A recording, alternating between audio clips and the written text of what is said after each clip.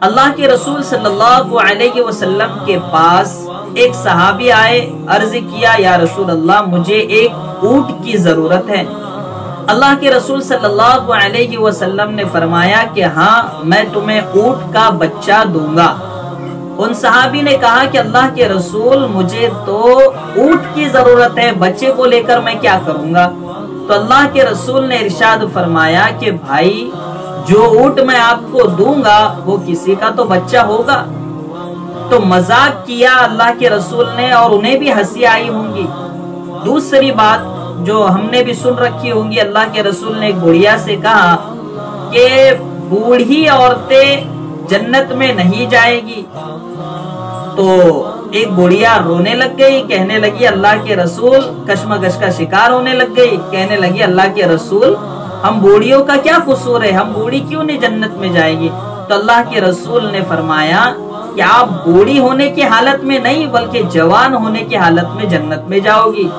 تو اس بوڑھی کا دل خوش ہو گیا، اور وہ جو حسرت تھی کہ بوڑھی جنت میں جائے گی تو اس کی وہ حسرت بھی ختم ہو گئی، اور یہ سوچ کر اس کا دل تازہ ہو گیا کہ اب تو میں جوان ہو کر جنت میں جاؤں۔ تو اللہ کے رسول نے مذاق کیا، ایسا کیا کہ سامنے والے کا دل خوش ہو گیا، اسے ہنسی آئی اور اسے لذت محسوس ہوئی اس مذاق میں۔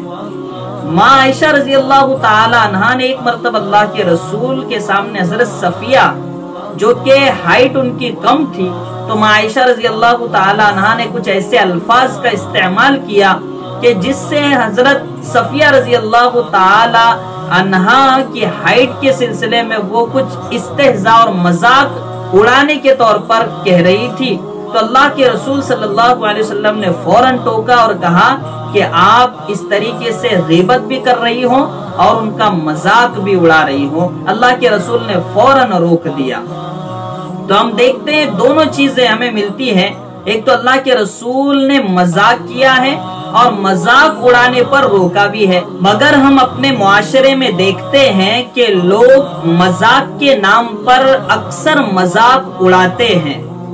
کوئی اگر پستہ قد ہو، کسی کی ہائٹ کم ہو، یا کسی کا کلر کالا ہو، یا اور کوئی عیب ہو، تو وہ شخص کبھی بھی پسند نہیں کرے گا کہ اس عیب سے اس کو مذاق کیا جائے، اس عیب کو لے کر اس کو برا لگتا ہے۔ لیکن معاشرے میں ہم دیکھتے ہیں کہ لوگ اسی نام سے اسے پکارتے ہیں، اس کا مذاق کرتے ہیں اور یہ کہتے ہیں کہ ہم تو مذاق سے بول رہے ہیں، حالانکہ اسے برا لگتا ہے۔ اسی طرح کوئی غریب ہوتا ہے، کوئی مفلس ہوتا ہے، تو بھرے مجمع میں اگر ہم مذاق کے اعتبار سے بھی کوئی ایسی بات کہہ دے کہ اس کی عزت نفس کو مجروح کیا جائے یا اس کا مذاق بنایا جائے تو اس کا دل تڑپ اٹھتا ہے، حالانکہ ہم اسے بھی مذاق کا نام دیتے ہیں۔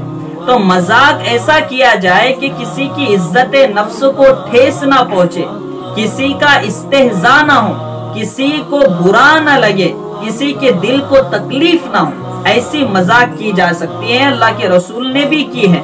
لیکن مذاق اڑانا، یہ قرآن بھی اس کا سخت وَلَا تَلْمِزُوا بِالْأَلْقَابِ، اور یہ قرآن نے پورا ایک رکوع بہت اچھے انداز میں اس طریقے کا بیان کیا ہے جو ہم اپنے معاشرے میں آئے دن دیکھتے رہتے ہیں۔ تو اس لیے ایسی چیزوں سے بچنے کی ضرورت ہے۔ اللہ کے رسول کے اسوے سے ہمیں ہر چیز ملتی ہے، بس ضرورت ہے کہ ہم ان چیزوں کو دیکھیں، ان چیزوں کی تحقیق کریں، ان چیزوں کی معلومات کریں اور اس کے بعد پھر اپنے اعمال پر لگے۔